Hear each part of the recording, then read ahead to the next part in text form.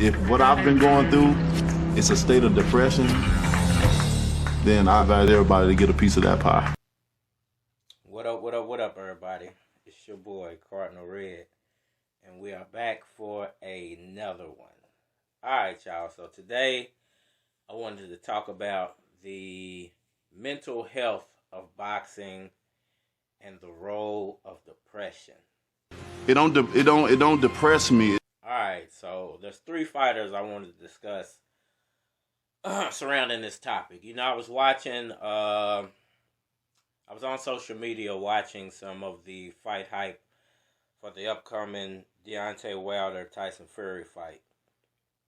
And they were doing some interviews with those two guys, right? So one of the subject matters that came up in both of those guys' interview regarded the role of depression. To go through what I went through, the sky's the limit for me. It don't depress me. It don't make me lose any type of courage. I go from there to there really quickly, from high to low in a flash. Within a week, I'd be totally down, depressed. And whether or not, you know, either one of those fighters were suffering from some form of depression. Tyson Fury went a little deeper into it because, you know, I think he suffered from a lot of mental issues dealing from, I guess, his childhood and the way he was brought up. And Deontay Wilder's a little different. I think his depression is more because of embarrassment in a way. It's like almost how I always talk about the old generation of boxing and how they're kind of afraid to lose that old. Well, it almost seems like when he lost is what made him depressed. He got, you know, I think he kind of built himself up to such a high level, and when he didn't reach success after building himself up so high, I think it pulled him down into a form of depression. And I'm going to be inserting clips from time to time in this video to let you guys hear from those guys themselves. Because I'm a warrior. I pushed through it.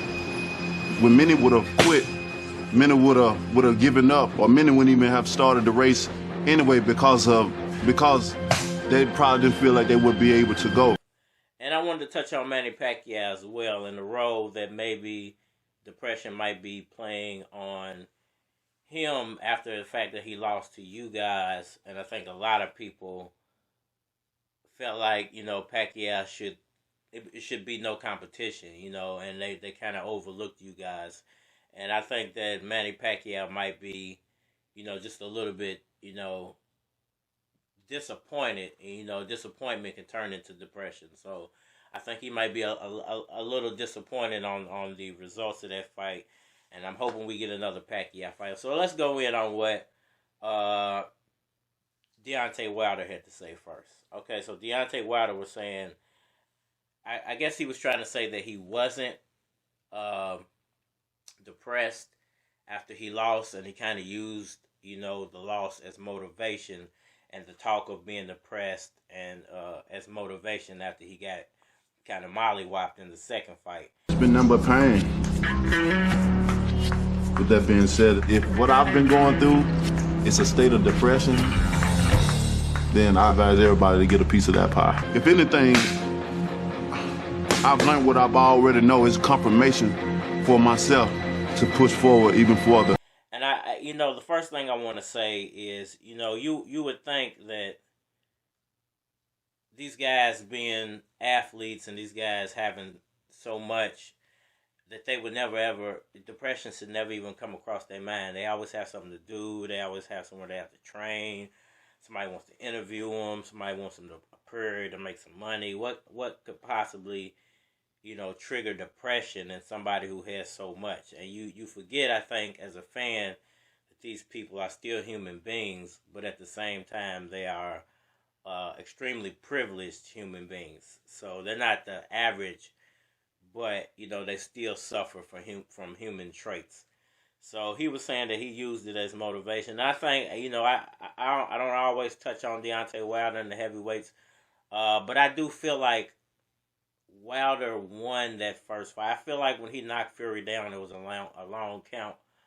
And I think he won that first fight. And I think, of course, he lost the second fight. He kind of got beat up pretty bad. And I'm happy that there's going to be a rematch. But I would just hope, I know he got rid of his trainer. I would just hope that Deontay Wilder focuses on the things that's going to help him win and not the things that's going to hinder the rest of his career, because depression is real and you can get sucked into it really, really fast. And I think a guy like him with so much talent, he just needs to focus on refining and giving his talent a new face so he can come out and give the fans a great show and be able to have success against Tyson Fury. I think he is a better fighter than Tyson Fury. Just to be honest with you, I think because of both of those guys' size, they're limited in their abilities. But when you compare both of them's abilities, I think Deontay Wilder has more mobility than Tyson Fury, which makes Tyson Fury kind of one-dimensional. To where I think Deontay Wilder has an upside if he decides to reach his potential. So I don't think on Deontay Wilder's part it's so much, it's not like real depression. I think it's just a being sad because you lost. I think that's what it is. I think he was built up as such a great fighter, and the next big thing, and he kind of did that to himself. Unbeatable, with these guys thinking they're unbeatable nowadays, which makes a lot of other fighters not want to risk it. I think, and then when they see a guy like Deontay Wilder or a guy like Adrian Broner or a guy like Keith Thurman, and that kind of their careers, Deontay Wilder's career could have took a real derailment, but he's rebuilding himself. A guy like Keith Thurman, he just kind of disappeared. Adrian Broner's having all type of problems, and this is after fighting Pacquiao. So, a loss to these guys means a lot more than it did in the previous generation. And I think, depression is more prevalent now, or it's more, you see it more because of social media, where we all know it was something going on with Tyson, but they swept it under the rug so much that you never knew what was really going on in the background. And now, years later, he has his own podcast, and you get to hear him tell his story, and you go, wow, this guy was really, really suffering. A lot of it was self-imposed, but he was suffering in a lot of ways at the same time, and it's crazy to even think about it. Now, when you move on to Tyson Fury, it's almost similar to Mike Tyson. This guy had a cocaine problem. This guy had a eating problem.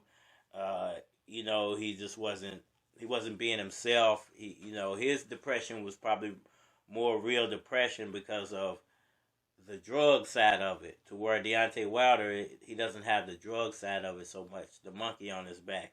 So I think his depression would be a little different than what Tyson Fury is going through. Tyson Fury, I think because of his addiction to cocaine, I believe it was, I think his depression might be a little more real, and because he's dealing with two demons, just not just the thoughts and the things that's making you not want to get up and pursue life, but he's dealing with also a monkey on his back, being the drug that he decided to use, and that was bringing his life down in a lot of ways. And I think that for him, it's a real fight, because not only that, he ballooned up, and he put on a lot of weight. And in boxing, like I said, it can make you one-dimensional. I don't think he could ever get to a weight to where he would be comfortable as a speedy heavyweight, similar to Ali. And I think that's what's going to defeat him in the end. I think Deontay Wilder is going to be a lot quicker in this fight. His foot movement is going to be better. His hand speed is going to be a lot better. And I think he's going to get Tyson Fury out of there early, because Tyson Fury's stamina is now in question because of, dealing with the weight, dealing with the drugs, and it's been so long since we've seen them fight. There's a few question marks that come into play. But I've seen Deontay Wilder training. He looks good. Not to say Tyson Fury might not beat him, but there's a lot of ifs to me when it comes to Tyson Fury. And depression. He could slip into a depression before the fight. He might start craving drugs before the fight and just not want to do it. So it's a lot more question marks when it comes to Tyson Fury than there are Deontay Wilder. I think Deontay Wilder because of the mental aspect of it. Like his psyche is telling him that he's depressed because he lost. I think he's more motivated to actually beat Tyson Fury than Tyson Fury is motivated to beat Deontay. Well, he's got so many other things: drugs, food, alcohol, and just what depression does to you mentally. We have to have a boundary in your life that everything works off, and for me it's all around training.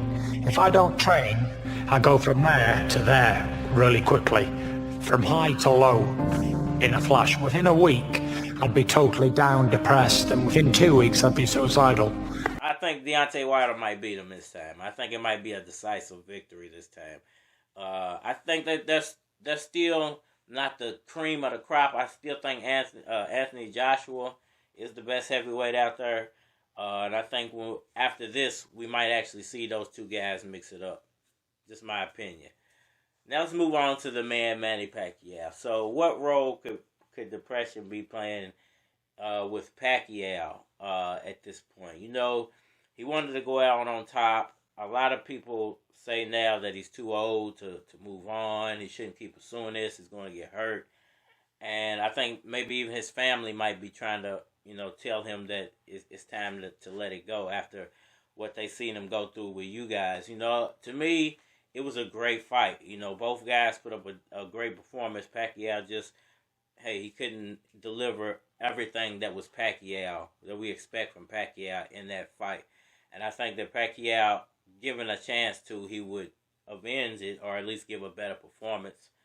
But I think because of all that, and then what's going on in the Philippines with the presidential and the accusations that are being thrown around, he's having to sue people. They want to put him out of his party. Depression could be a big factor, and I think he might have been depressed before the you guys fight just a little bit because of the flip and opponent and them taking Earl Spence out of it at the last minute. That can mess with your psyche. Like, man, how can I keep being the guy who gets effed over, for lack of a better word? Out of all these fighters, it always seems like Pacquiao's the one guy who's getting effed over, and nobody really cares. They just want to see Pacquiao fight and hope to see him do something spectacular or see him get knocked out Marquez style. So I think depression could be playing a role with Pacquiao slightly. I think Pacquiao's more of an upbeat guy. He's God-fearing, so I would never say that it's nothing he can't fight off. Even if he was depressed, I think he will come back and prove that he's still one of the greatest fighters ever before he retires. Hopefully we get that fight in the Philippines. I think that's what he's working on. Hopefully we get a formidable opponent. But anybody we see Pacquiao fight will be a great fight. If he decides to take a lesser opponent and just say, this is my retirement fight, well, I salute to you. But let me know what y'all think. What role is depression and mental health playing on the state of boxing? If y'all want to see a part 2 to this, let me know. And we can talk about other aspects of that. Like the money role and the promoting role and what depression could do to a fighter and mental health can do to a fighter in the sport of boxing. Man, hit that like button for me. Please subscribe, share, tell a friend. Ollie Land Boxing Talk, Red Room Sports. Cardinal Red does it all. It's your boy, and we are out of here. 2 legs is tighten and hurting me in second round until 12 rounds. There's a lot of things that I need to accomplish and to help people.